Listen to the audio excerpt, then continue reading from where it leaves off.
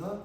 오늘은 마태복음 63번째 시간입니다. 마태복음 16장 13절에서 20절까지의 말씀 가지고 함께 은혜를 나누고자 합니다. 여러분, 이런 말이 있습니다. 포토필리아라는 말이 있습니다.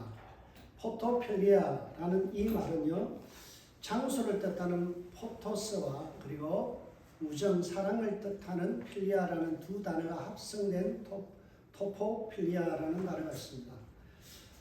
이 말을 우리말로 번역하면요, 인생 최고의 장소 또는 장소에라고 합니다. 여러분들 나름대로 좋아하는 장소가 있죠. 그 장소가 바로 토포필리아라는 단어입니다. 이 말을 가장 먼저 썼던 사람이 중국계 지리학자인 이프투안이라는 그런 학자입니다. 이 사람이 쓴 책 중에 공간과 장소라는 이 책은요, 매우 유명한 책입니다. 지리학이라든지 건축학에서는 이 책이 바로 교과서 같은 그런 책입니다. 사람은 누구나 사랑하는 장소가 있죠. 애착이 가는 장소가 있습니다. 그것이 고향일 수도 있고요, 교회일 수도 있고요, 어떤 한적한 산골일 수도 있고요, 나름 자기에게는 애정이 가는 장소, 그걸 우리는 토포필리아라는 단어를 씁니다. 오늘 본문에 보면 예수님 당시에 분봉왕으로 섬겼던 바로 헤롯 빌립이라는 자가 있는데요. 헤롯 빌립이 애착을 가졌던 장소가 있습니다. 그것이 뭔가 하면 빌립보 가이사라 또는 가이사라 빌립보라는 지역입니다. 여러분, 오늘 그곳에 예수님께서 방문하시죠. 예수께서 빌립보 가이사라 지방에 이르러라고 말씀하고 있는데요. 이 구절은 단순히 예수님께서 방문했다라는 의미를 넘어서는 의미가 있습니다. 마치 히로시마와 나가사키의 원자폭탄이 투하되듯이 예수님께서 하신 방문은 그곳에 지진과 진동을 일으킨 만큼 큰 파급력을 일으키는 방문이었다라는 사실입니다. 적의 심장부에 예수님께서 방문하셔서 원폭을 투하하듯이 예수님께서는 그곳에서 말씀을 시작하십니다. 예수님은 우상 숭배와 그리고 정치꾼들의 그러한 협작이 판치는 곳에 방문하셨다라는 것입니다. 빌립보 가이사라가 어떤 곳인가 우리가 좀 살펴볼 필요가 있죠. 그곳은 세속 정치와 권력의 중심지였습니다. 로마 정치 1번지가 바로 이곳 빌립보 가이사라입니다. 여러분, 이 말은 좀 의미가 심장합니다. 가이사라 빌립보라는 이 지역은요, 갈릴리 북쪽으로 약 한 40km 북쪽에 있는 지역입니다. 그 바로 위에 뭐가 있어요? 우리가 잘 아는 헬몬산이 있죠. 여러분, 헬몬산의 뜻이 뭔지 아세요? 흰머리산, 백두산이에요. 헬몬이라는 뜻이 흰머리산입니다. 그게 눈이 많이 내리기 때문에 그래서 붙여진 이름이 헬몬이죠. 우리말로 하면 백두산, 그렇게 되는 겁니다. 한국에도 백두산이 있고요, 그리고 이스라엘에도 백두산이 있습니다. 흰머리산이 있습니다. 그 바로 밑에 테가볼리라는 이 테카폴리스 10개의 큰 도시가 있는데 그 중에 하나가 뭔가 하면 바로 빌립보 가이사라라는 지명입니다. 이곳은 이스라엘의 가장 북쪽에 있는 영토입니다. 옛날에는 이쪽이 단지파가 있었던 지역으로도 유명하죠. 분봉왕 헤롯이 이곳을 개간하고 다시 확장하고 리노베이션 했던 이 도시는요, 왜 이름이 가이사라 빌립보 또는 빌립보 가이사라 붙여졌는가 하면 거기에는 뜻이 있습니다. 그 당시 로마 황제의 이름이 누굽니까? 케사르잖아요. 그래서 이 케사라라는 이름이 한글로 한문으로 번역할 때 가이사라가 된 거예요. 그러니까 케사르의 이름을 따서 가이사라가 되고요, 자기 이름이 뭐예요? 빌립이잖아요. 그걸 우리가 음력을 하니까 어떻게 됐어요? 빌립보라는 지역이 된 거예요. 그러니까 황제의 이름과 자기 이름을 조합해서 만든 도시가 어디냐? 가이사라 빌립보 누구에게 아부하기 위해서 만들었어요? 로마 황제에게 아부하기 위해서 도시를 하나 멋지게 만들고 그 이름을 가이사라 빌립보라고 이름을 명명하게 되었습니다. 여러분, 이 도시가 어떤 도시예요? 정치가들이 야망을 가지고 만든 도시다라고 볼 수 있죠. 헤롯 빌립에게 있어서는 이것은 토포필레아, 가장 애착이 가는 도시였습니다. 이곳을 통해서 자신의 정치를 펼쳐나가고 문화와 나라를 다스려 나가는 일을 했던 것이 바로 가이사라 빌립보 가이사라라는 것입니다. 또한 이뿐만이 아니라 이 지역은 어떤 지역인가 하면 바로 종교의 중심지였습니다. 정치와 종교를 한데 묶을 수 있는 지역이 어디냐? 바로 이 지역, 가이사라 빌립보였다는 사실입니다. 여러분, 빌립보 가이사라라는 이 지명이 구약 성경 여호수아 11장 17절에 보면 여호수아가 북쪽에 가서 점령을 한 도시의 이름이 뭐라고 나오냐면 바알갓이라고 나옵니다. 바알갓이라는 뜻의 이름은 뭔가 하면 행운의 바알, 그런 뜻이에요. 또 구약 성경에 보면은 사사기 3장 3절에 보면 이것을 바알 헤르몬이라고 지명을 붙였어요. 이 지역은 철저하게 바알을 숭배하던 그런 지역임을 우리가 알 수 있죠. 헤롯 빌립의 입장에서는 이 지역이 애정이 갑니다. 자기가 만들어서 공들여서 만든 지역이고요. 그리고 가이사에게 헌납했던 이 잘 보이기 위해서 했던 정치적 행위가 있을 뿐만이 아니라 이곳은 옛날부터 바알을 섬기고 우상들의 종합 선물 세트와 같이 이곳이 번창했던 곳이기 때문에 그렇습니다. 그래서 헤롯 빌립에게서는 이 지역은 너무나 사랑스러운 곳이죠. 이곳에 도착하신 예수님은요, 매우 의미심장한 질문을 던집니다. 그게 어떤 질문인가요? 제자들에게 물어 이르되 사람들이 인자를 누구라 하느냐라고 그렇게 질문을 던지죠. 바알이 주인인 이 빌립보 가이사라, 로마 황제를 주인으로 신으로 모시는 이 지역에서 예수님께서 단도직입적으로 질문하는 거예요. 사람들이 인자를 누구라 하느냐? 이 말의 뜻은요, 내가 이 세상의 주인이다라는 것을 끌어내기 위해서 예수님께서 도발적으로 질문하신 거예요. 모든 사람이 바알이 주인이다, 바알이 신이다, 살아있는 이 가이사가 황제이며 또한 신이다라고 고백하는 그 시대에 예수님께서 단도직입적으로 묻는 거예요. 사람들이 인자를 누구라 하느냐? 사람들의 반응은 매우 시큰둥합니다. 감흥이 없습니다. 예수님의 질문을 들은 제자들은 사람들이 예수님에 대해서 갖고 있는 생각을 예수님께 전달합니다. 뭐라고요? 이르되 들으는 세례 요한, 들으는 엘리야, 들으는 예레미야나 선지자 중에 하나라 하더이다 라고 말씀하죠. 사람들이 예수님에 대해서 지금 이야기하는 건 뭐예요? 예수님을 반정부 인사, 혁명가로 지금 예수님을 그렇게 고백했다라는 겁니다. 그 당시 유대 땅을 다스렸던 헤롯 안티파스, 헤롯 빌립의 이복 형제였던 헤롯 안티파스가 어떤 일을 했어요? 그 당시에 우리가 잘 아는 세례 요한의 목을 쳐서 죽이잖아요. 왜 죽였나요? 바로 자기의 불륜 사건, 빌립의 아내를 강제로 빼앗아서 마누라로 받아들인 이 사건이 있었거든요. 그걸 세례 요한이 지적하니까 어때요? 세례 요한의 목을 쳐 죽였어요. 근데 예수님이 나타나서 자꾸 사람들을 모으고 설교하니까 막 반응이 좋으니까 이 헤롯 안티파스가 예수님을 뭐라고 했어요? 세례 요한이 다시 환생했다, 다시 살아났다, 그렇게 하잖아요. 헤롯 안티파스에게 있어서 예수님은 반체제 인사 같은 존재, 그런 존재였다는 거예요. 또한 어떤 사람들은요, 예수님을 누구에 비유하고 있어요? 엘리야의 환생이다라고 이야기하는 거예요. 말라기 4장 5절에 보면 엘리야가 등장하죠. 그는 어떤 사람입니까? 우리가 잘 알다시피 북이스라엘에 있는 왕 아합과 이세벨과 아주 대척점에 있었고 갈등을 빚었던 인물이 누구예요? 엘리야였잖아요. 그러니까 사람들이 생각할 때 예수님은 어떤 분으로 생각하면 체제를 정복시켜서 우리를 구원해 주시는 자, 혁명가, 우리의 슬픔과 고통을 해결해 줄 수 있는 어떤 대목군, 그런 사람으로 이해하고 있다라는 사실이에요.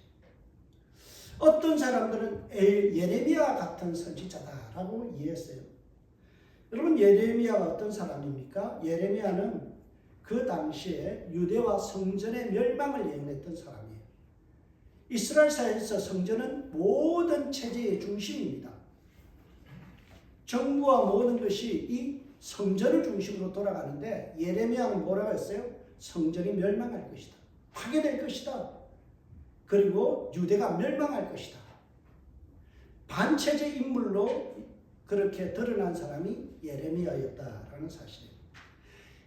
사람들이 생각할 때는 예수님의 모습이 마치 여기 있는 세례요한같이 또는 엘리야같이 예레미야같이 자기들의 문제를 해결해주고 자기들의 인생의 그 급한 문제, 식민지 살이의 서러움을 해결해 줄 수 있는 그런 인물로 생각했다라는 사실이에요. 이들에 대한 예수님에 대한 생각은 매우 슈퍼스타를 그렇게 연상하고 있었다라는 거예요. 그러나 이들의 이해는 매우 부족했습니다. 나의 죄를 구원해 주실 구원자로 믿지 않았다라는 사실이에요. 내 삶에 필요한 문제, 내 삶을 해결해 주실 수 있는 그러한 도깨비 방망이 같이 요술램프 같은 그런 존재로 예수님을 간절히 바라고 있었다라는 거예요. 예수님에 대한 군중의 생각은 긍정적인 하나 매우 불충분한 예였다라는 사실이에요. 예수님은 하나님의 아들이시며 구원자이시며 왕의 왕이라는 사실을 그들은 인정하지 못했다라는 사실이에요. 그래서 예수님께서 의도적으로 물은 게 있어요. 인자를 누구라 하느냐? 인자를 누구라 하느냐라고 예수님이 물었죠. 여러분, 성경에 보면 인자라는 표현이 많이 나오잖아요. 예수님께서 자신을 뭐에 비유해요? 인자라는 단어를 표현합니다. 인자라는 것을 한자로 보면 사람이라는 뜻인데요. 이것을 이야기했으면 다니엘서 7장 13절에서 14절에 나오는 인자에 대한 묘사를 우리가 이해할 필요가 있습니다. 다니엘서 7장에 나오는 인자는요, 하나님으로부터 권세와 영광과 나라를 부여받은 사람이에요. 예수님께서 지금 인자를 누구라 하느냐라는 이 말씀 속에는 너희가 그렇게 읽고 외웠던 다니엘서 7장에 나오는 그 인자, 그가 바로 나다라는 것을 예수님께서 말씀하고 있는 거예요. 예수님은 권세와 하늘의 영광과 하나님의 나라를 소유한 분으로 고백되어져야 돼요. 단순히 그들의 인생의 문제를 해결해주는 그러한 도깨비 방망이 같은 내 소원을 성취해주는 내 아들 잘되게 해주십시오, 내 건강하게 해주십시오, 내 사업 번창하게 해주십시오 라는 이런 것을 소원을 성취해주는 그런 어떤 도깨비 방망이 같은 신이 아니라 예수님은 하나님의 권세와 영광과 그리고 모든 하나님의 나라를 소유하신 만왕의 왕이심을 고백해야 된다는 사실입니다. 군중들은 자신의 문제를 해결해 줄 수 있는 분으로 그냥 단순히 그렇게 이해하고 억눌려 있는 식민지의 서름을 해결해 줄 수 있는 그런 예수님으로 착각하고 있었다는 거예요. 군중들의 통찰력은 매우 부족하고 빵점짜리였다는 사실이에요. 그럼 군중의 생각을 들은 예수님께서 이제 제자들에게 묻습니다. 이르시되 너희는 나를 누구라 하느냐? 이르시되 너희는 나를 누구라 하느냐? 예수님의 노골적인 질문이 시작되어집니다. 예수님은 인자인 나를 누구라 하느냐? 세상 사람들은 예수님에 대해서 잘못된 컨셉을 갖고 있지만 제자인 너희들은 인자인 나를 누구라 하느냐? 라고 예수님께서 질문을 던졌어요. 이 질문을 들은 제자 중에 베드로가 나서서 아주 훌륭한 답변을 합니다. 뭐라고요? 주는 그리스도시요 살아계신 하나님의 아들이십니다. 매우 통찰력 높은 베드로의 대답입니다. 당신은 그리스도시요 메시아시요 구원자시요 하나님의 아들이십니다. 여러분, 가이사라 필립보에서 울려 퍼진 이 고백은요 의미심장한 고백입니다. 왜냐하면 바알 신전이 있는 이 성전터에서 판신전이 숭배되고 있는 이 우상 숭배지의 중앙에서 한복판에서 예수는 그리스도이심이 선포되었어요. 하나님의 아들이심이 선포되었어요. 이 장면이 바로 지금 가이사라 빌립보에 가면 있는 이 우상 숭배 지역입니다. 그 한복판에서 예수님이 그리스도이시고 하나님의 아들이심이 선포되었다.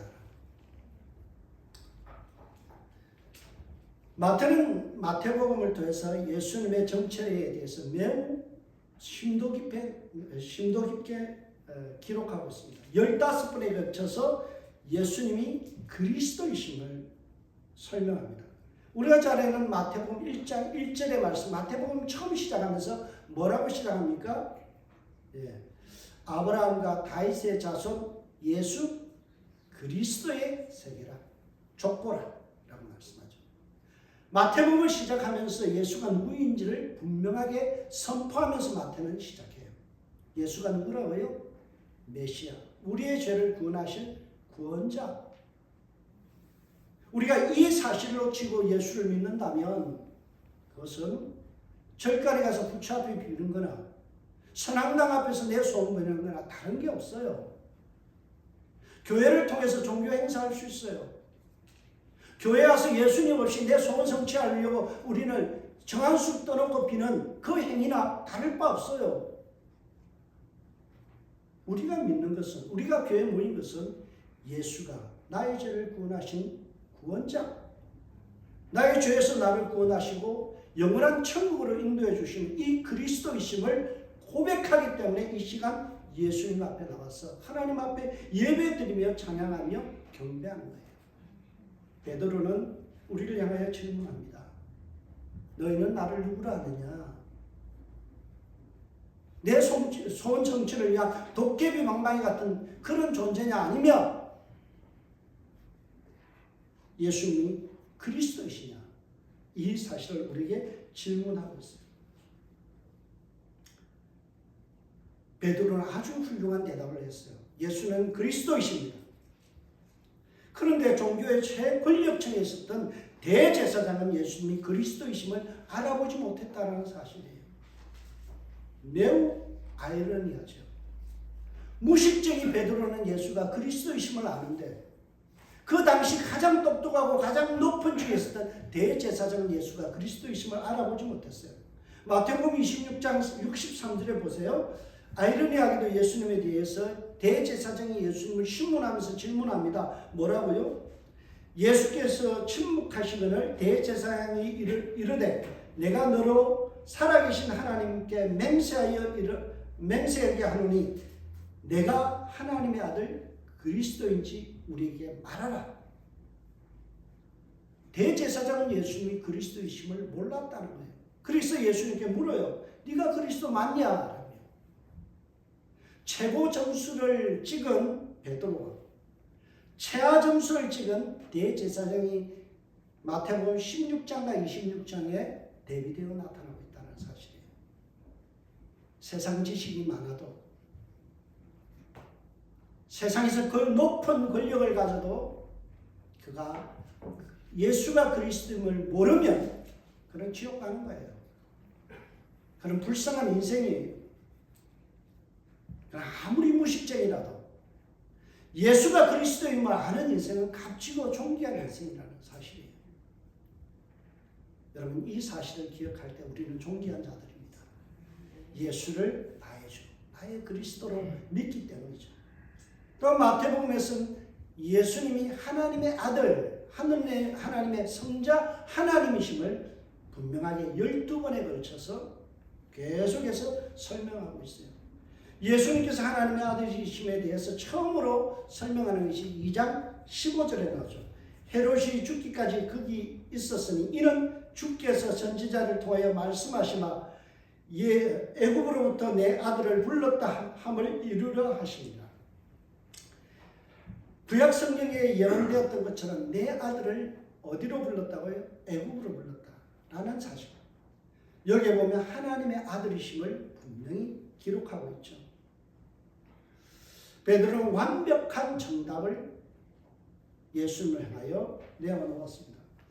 이 신앙 고백을 들은 예수님께서 매우 기뻐하셨어요. 그래서 베드로를 향하여 이렇게 말씀합니다. 예수께서 대답하여 이르시되 바요나 시몬아 내가 복이 있도다. 여러분 바요나라는 말은요 우리가 구약 성경에 있는 요나 선지자 아시죠? 거기 앞에 바라는 단어가 붙였어요. 바요나예요. 바라는 말은 뭐뭐의 아들. 그러니까 베드로의 아버지 이름이 뭐예요? 요나. 요나의 아들 시몬이라는 거예요. 여러분 베드로의 본명은 시몬입니다. 시몬이라는 뜻은요 응답하시다, 들으시다 그런 뜻이에요. 하나님께서 내 기도를 들으신다, 응답하신다라는 뜻이에요. 베드로는 이 이름은 예수님께서 붙여준 별명이에요. 별명인데 사실 본명인 시몬보다도 더 유명해져 버렸죠. 왜 시몬 베드로가 복이 있습니까? 오늘 본문은 예수님을 향하여 합당한 신앙 고백을 한 베드로가 복된 이유 3가지를 이야기합니다. 여러분들도 복된 이유가 이 안에 3가지에 있어요. 첫 번째, 베드로가 복된 이유는요, 그가 영적 통찰력을 확보했다는 거예요. 얻었다는 거예요. 여러분, 영안이 열려졌다는 거예요. 오늘 보면 17절의 뒷부분을 보세요. 이를 내게 알게 한 이는 혈육이 아니요 하늘에 계신 내 아버지십니다. 여러분, 베드로에게 나타난 현상이 뭐예요? 그가 알아챘다는 거예요. 알아봤다는 거예요. 예수님을 알아보는 영안이 열려졌다는 거예요. 여기서 알다라는 말이요, 아포칼립스라는 단어예요. 아포칼립스. 근데 우리가 잘 아는 요한계시록 할 때 계시록 있죠? 그 단어가 뭔가 하면 아포칼립스예요. 계시록의 뜻이 뭐예요? 드러내 보이다. 여러분 계시록을 갖다가 우리가 오해하는 분들이 많아요. 뭔가 신비한 거로 감춰져 있다. 그래서 막 숫자 계산하는 분들이 있고요. 그게 어려운 책으로 생각하는데 요한계시록은 드러내 보이는 책이에요.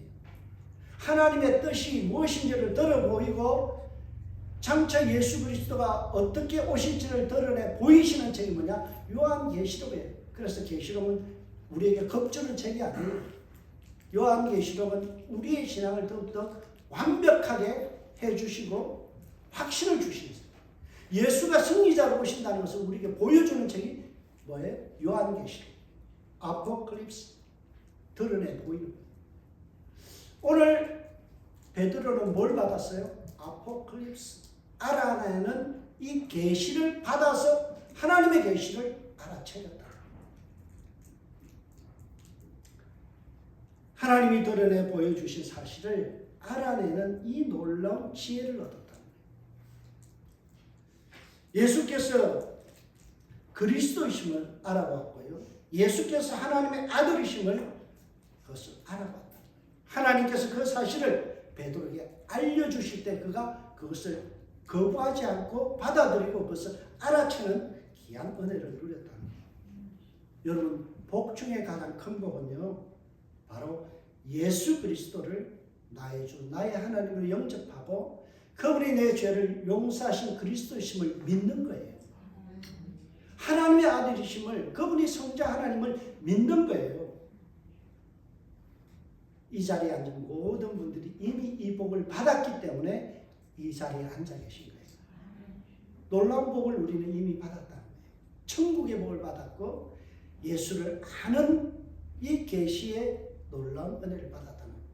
여러분, 요한계시록을 딱 한마디로 요약하면요, 예수가 다시 오신다. 승리자로 오신다. 그 승리자가 나를 데리고 천국으로 가신다. 이거예요. 여러분 뭐 666 이런 거 신경 쓰지 마세요. 왜요? 승리자 되신 예수님께서 내 손을 붙들고 가실 것을 보여주는 책이기 때문에. 제가 내년에 요한계시록을 좀 성경 공부를 하려고 합니다. 여러분들 눈이 열릴 거예요. 새롭게 보일 거예요. 그래서 기대하십시오. 여러분, 두 번째로 보면 하나님께서 베드로가 이렇게 복되다라는 것을 예수 그리스도를 통해서 드러내셨는데요. 여러분, 베드로가 복된 이유가 뭘까요? 두 번째는 교회의 기초가 되는 특권을 얻었다는 거예요. 또 내가 내게 이르노니 너는 베드로라. 내가 이 반석에 내 교회를 세우리니 엄부의 권세가 이기지 못한다. 여러분, 예수님께서 디자인하신 교회의 기초를 놓는데 누구를 쓰신다고요? 베드로를 쓰시겠다. 쓰임받는 기쁨, 쓰임받는 축복을 누린다. 여러분, 원문을 보면 더 상세하게 나오는데요. 이렇게 돼 있어요. 이제 내가 너에게 선언하겠다. 너는 베드로라. 이렇게 돼 있어요. 이제 내가 너를 선언하겠다. 너는 베드로라. 너를 통해서 반석 되신 예수 그리스도의 대신 그 그리스도 예수를 통해서 그 그리스도 위에 너를 통해서 교회를 세우는 일을 하시겠다는 거예요. 내가 너를 붙들어 반석 되신 예수 그리스도 위에 교회를 세우는 일에 귀 쓰임 받는 존재로 세워주겠다는 거예요. 이게 축복이에요. 여러분 따라합시다. 사명이 축복이다. 그렇습니다.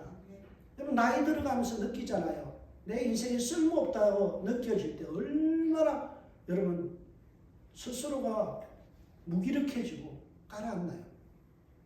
근데 내가 쓰임 받는다는 건 누군가가 나를 필요로 한다는 존재라는 것을 깨달을 때 어때요? 힘이 나죠. 살 수 있는 에너지가 막 솟아나잖아요. 베드로가 복된 것은요, 예수를 위한 사명을 부여받았기 때문에 그래요. 베드로는 주를 위해서 귀하게 쓰임받는 축복을 누렸습니다. 그러나 우리가 쓰임받는다고 해서 까딱 잘못하면 그 사람을 우상화할 수 있어요. 교회를 세우는 분은 오늘도 본문에도 예수 그리스도로 나오죠. 내가 내 교회를 베드로를 통해서 세우겠다 그러잖아요. 내가 내 교회 주인이 누구예요? 예수님이시죠. 그 어떤 누구도 교회 주인 될 수 없어요. 교회를 개척해도 그 사람 주인일 수 없어요.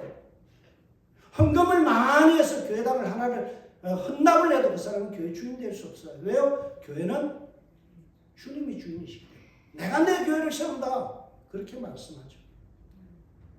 그러므로 지나치게 베드로를 지켜 세우는 것은 조심해야 됩니다. 사람이 영광 받는 자리가 아니에요. 베드로를 우상할 수 있습니다. 천주교가 그렇죠. 천주교의 1대 교황이 누구라고 이야기해요? 베드로. 1대 교황을 베드로죠. 오늘 이 베드로로부터 몇 대 교황까지 내려온 거예요. 교황권의 계승은 베드로로부터 시작되었다라는 게 천주교 입장입니다. 만약 베드로가 이러한 어떤 사도권의 계승을 줄 수 있는 그런 사람이라면 나머지 11명의 사도는 뭐한 거예요? 그들도 순교하고 그들도 사역했는데 그들의 헌신이 아무것도 아닌 건가요? 아니죠. 여러분 천주교는 이 반석을 예수 그리스도가 아니라 베드로라고 보는 거예요. 그래서 문제가 생기는 겁니다. 근데 성경을 읽어보면 베드로라는 단어와 베드로라는 이 페트로스라는 단어인데요. 페트라라는 반석하고는 다르게 써 있어요. 베드로라는 것은 남성형으로 되어 있고 그리고 반석이라는 단어는 여성형 내지 중성으로 되어 있어요. 이 말의 뜻은 다르다는 거예요. 우리가 베드로를 갖다가 반석으로 해석하면 안 돼요. 반석은 예수 그리스도밖에 없어요. 그래서 개신교에서는 베드로를 교황으로 인정하지 않습니다. 베드로 한 사람에게 모든 권위를 부여하지 않습니다. 개신교는 너는 베드로라 내가 이 반석 위에 내 교회를 세우겠다는 이 말씀을 건강한 신앙 고백 위에 교회를 세우겠다라고 그렇게 해석합니다. 여러분, 그렇다고 해서 우리가 하나님 앞에 존귀하게 쓰임받은 베드로를 무시해서는 안 돼요. 베드로가 어떤 일을 합니까? 초대 교회가 진행될 때 가장 핵심적으로 쓰임받은 사람이 베드로죠. 은과 금은 내게 없거니와 내게는 그리스도로, 예수 그리스도를 내게 주노니 일어나 걸으라 할 때 성전 미문에 있던 그 안전비가 일었어요. 설교하면 3,000명, 5,000명이 회개하는 역사가 일어나잖아요. 초대 교회에 있어서 베드로만큼 존귀하게 쓰임받은 사람이 없어요. 여러분, 베드로의 고백 위에 교회가 세워진 거예요. 베드로의 입술을 통해서 고백된 거예요. 그러니까 베드로의 고백 따로, 베드로 따로가 아니에요. 베드로의 입술을 통해서 고백된 이 말씀 위에, 이 고백 위에 교회가 세워졌다.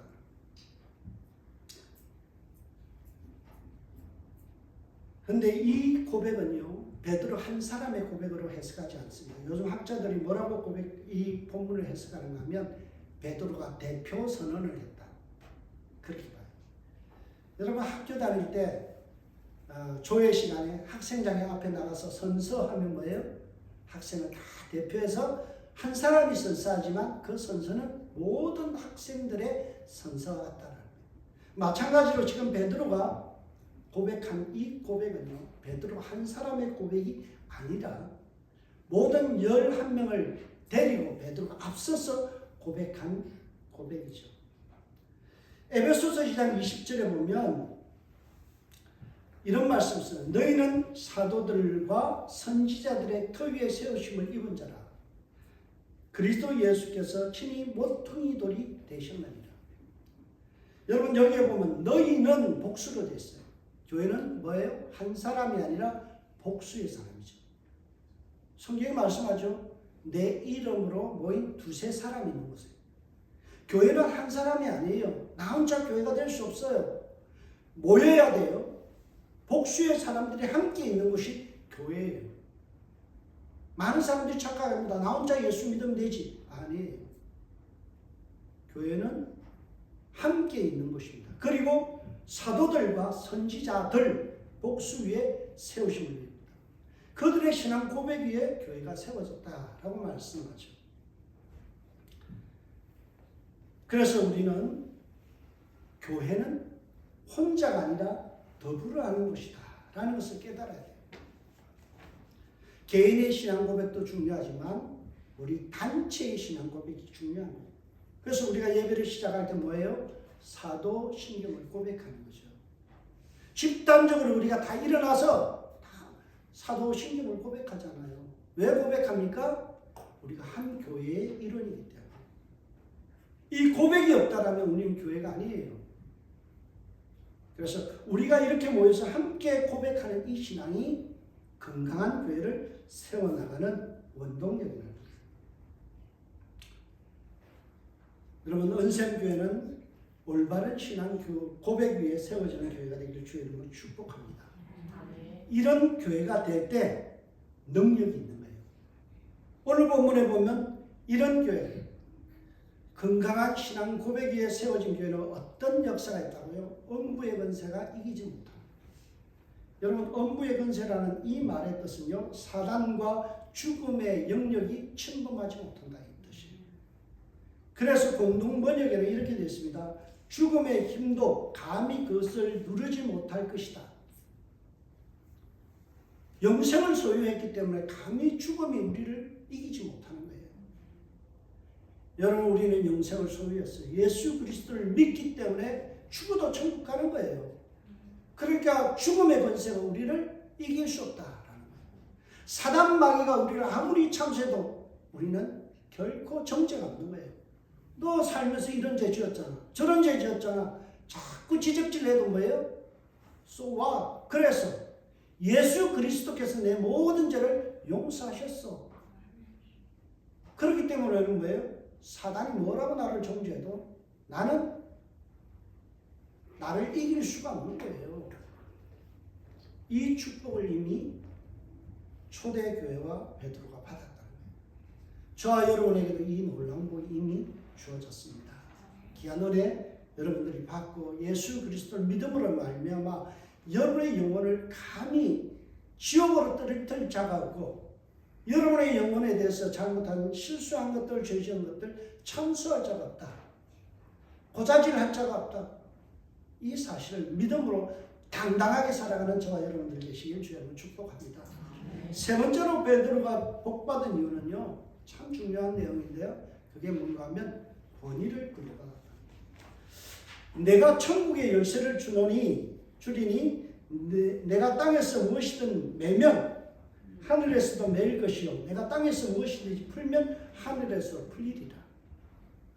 여러분, 베드로에게 천국 열쇠가 주어졌어요. 열쇠는 권위의 상징입니다. 여러분, 열쇠를 가지고 내 방 함부로 들어갈 수 있는 사람 있나요? 사무실에요. 제가 열쇠를 맡긴 분에게만 제 사무실에 들어가요. 그건 뭐예요? 내가 누구에게 권위를 부여했기 때문에 그게 가능한 거죠. 여러분, 경찰들이 지나가는 차를 세워요. 여경이 세워도 우리는 섭니다. 왜 그래요? 나라가 그 경찰에게 부여한 권위가 있기 때문에 서는 거죠. 안 그러면 그냥 지나가면 돼요. 권위를 부여받았다는 거예요. 여기서 베드로에게 주어진 권위가 어떤 권위예요? 그게 참 중요해요. 메고 푸는 권위예요. 메고 푸는 권위예요. 이 표현은 우리가 잘 이해해야 돼요. 이 표현은 유대인들의 생각을 좀 이해할 필요가 있습니다. 유대인들은 메다라는 표현은요, 금지하다라는 거예요. 그 다음에 풀다라는 것은 허용하다라는 의미예요. 그래서 교회는 신앙 고백대로 살아가지 않는 사람에 대해서 뭘 한다고요? 권징을 하는 거예요. 권징. 여러분, 권징이라는 게 있어요. 권징. 이 권징이라는 말이 헬라어 문화 파이데이아에 있는데요. 우리 성경은 말씀으로 바르게임과 의로 교육하기에 유익하다. 이게 권징이에요. 교육, 훈련, 바로 세움, 징계 이런 뜻이에요. 여러분, 베드로를 통해서 권징의 권위가 주어졌어요. 그래서 여러분, 우리가 잘 아는 사도행전 15장에 보면 예루살렘 총회 때 베드로와 예수님의 동생 야고보가 총회장격이 되어서 뭐예요? 교회의 일을 지휘하잖아요. 이게 권징이에요. 매다 푼다는 것은요, 권징을 할 수 있는 권위를 줬다는 거예요. 이것을 좀 이해하려면요, 교회라는 단어가 성경 마태복음에 2번 나와요. 오늘 본문과 더불어서 어디에 나오냐면 18장 18절에 나와요. 거기에 보면 오늘 본문의 내용과 비슷한 내용이 나옵니다. 제가 읽어드리겠습니다. 만일 그들의 말도 듣지 않거든 교회의 말하고 교회의 말도 듣지 않거든 이방인과 세리와 같이 여기라. 진실로 너희에게 이르노니 무엇이든지 너희가 땅에서 매면 하늘에서도 낼 것이요 무엇이든지 땅에서 풀면 하늘에서도 풀리리라. 그러니까 뭘 이야기해요? 교회가 어떤 것을 권면했는데 듣지 않으면 뭐라고 해요? 그냥 이방인같이 잘라내라는 거예요. 이 권위를 누구에게 줬어요? 교회에게 줬다. 특히 교회를 섬기는 베드로에게 이 권징의 권위를 줬다라는 사실이에요. 여러분, 교회가 금지하면요, 하나님께서 금지하신 거예요. 교회가 풀면, 허용하면 그것은 하나님도 허용하십니다. 이 말씀이 굉장히 중요한 말씀입니다. 그래서 교회는 대단한 권위를 가지고 있어요. 대표적인 사례가 사도행전에 나오죠. 아나니아와 삽비라 사건. 아나니아와 삽비라가 마음에 감동을 받아서 헌금하고 싶어서 밭을 팔아서 하나님께 헌금을 했는데 반을 숨겼어요. 이게 다냐라고 베드로가 묻죠.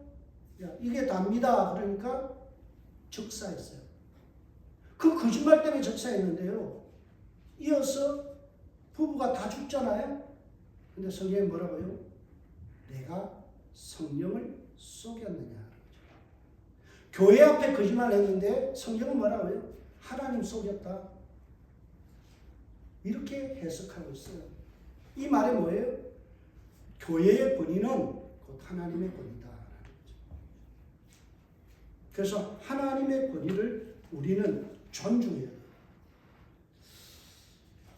여러분, 이 권징에는요, 두 가지가 있어요. 형식적인 권징이 있고 견책적인 권징이 있습니다. 형식적으로 조심하세요. 그러면 안 돼요. 형식적으로 하는 거예요. 그러나 견책적 권징이 있어요. 이거는 예를 들어서 우리 교회에 무슨 문제를 일으킨 사람이 있으면, 예를 들어서 교회에서 대표 기도를 금지합니다. 그 다음에 성례전을 참여하지 못합니다. 수정되는 것, 성찬을 배종위원으로 섬길 수 없습니다. 대표기도 할 수 없습니다. 이런 게 뭔가 하면 견책적 권징이에요. 고린도전서 5장 13절에 이 외인들은 하나님이 판단하시라. 이 악한 사람은 너희 중에서 내어 쫓아라. 무슨 권위로 사람을 내어 쫓아요? 교회가 무슨 권위로 내어 쫓아요? 하나님이 주신 권위가 있기 때문에. 그래서 교회가 우리가 잘 이해해야 돼요. 여러분, 슈나켄보거라는 사람이 이 말을 했어요. 교리와 권징은 하나님의 뜻을 선포함으로써 권위를 부여받은 대리인, 교회는 하나님의 통치에 대한 문을 열거나 닫는 행위다. 문을 열고 닫는 이 권위, 교회가 있다. 여러분, 우리가 잘 아는 종교개혁자들의 3대 건강한 교회의 표지가 있어요. 이런 교회는 건강한 교회와 성경적인 교회다. 첫 번째, 하나님의 참된 말씀이 선포되고 있는가? 정말 진리의 말씀이 제대로 선포되고 있는가? 예수가 선포되고 있는가? 여러분, 예수님 말씀이 제대로 선포 안 되는 교회는 교회 아니에요. 건강한 교회 아니에요. 두 번째, 올바른 성례전이 집행되는가? 여러분, 행해지는 말씀이 뭐예요? 성례전이에요. 법을 말로서 선포되는 말씀이 있으면 우리가 먹고 마심으로 행위를 통해서 하는 말씀의 집행이 뭐예요? 성례전이에요. 그래서 성찬 예식이 제대로 진행되고 있는가? 세 번째, 이게 참 중요한데요. 권징의 신실한 실행이 있는가? 이거예요. 잘못했을 때 잘못했다라고 지적할 수 있는 권위를 가졌는가? 이 말이에요. 오늘날 교회는요, 성도 이럴까 봐서 권징 못해요. 하나님의 교회가 권위를 잃어버렸어요. 그것을 회복하는 교회가 돼야 돼요. 여러분, 목사교 만들자는 이야기가 아니에요. 당의 중심의 교회가 되라는 말도 아니에요. 뭐예요? 하나님의 말씀에 입각한 교회를 세우는 일에 하나님이 말씀하신 것에 대해서 우리는 순종하는 그런 성숙한 태도가 필요하다. 교회의 권위를 존중할 수 있는 저와 여러분들 되시길 주의 이름으로 축복합니다. 예수님은 이 교회의 신비를 불신자들을 알기를 원치 않았어요. 이에 제자들에게 경고하사 자기가 그리스도인 것을 아무에게도 이르지 못하게 합니다. 이 경고하다는 말이 매우 강력하게 경고, 워닝이에요. 왜요? 이 교회의 권위만 이용해 먹으려는 사람들이, 참된 신앙 고백이 없이 교회 권위만 행사하려는 사람들은 주님께서 이 그리스도이심을 드러내는 일을 경계하셨다.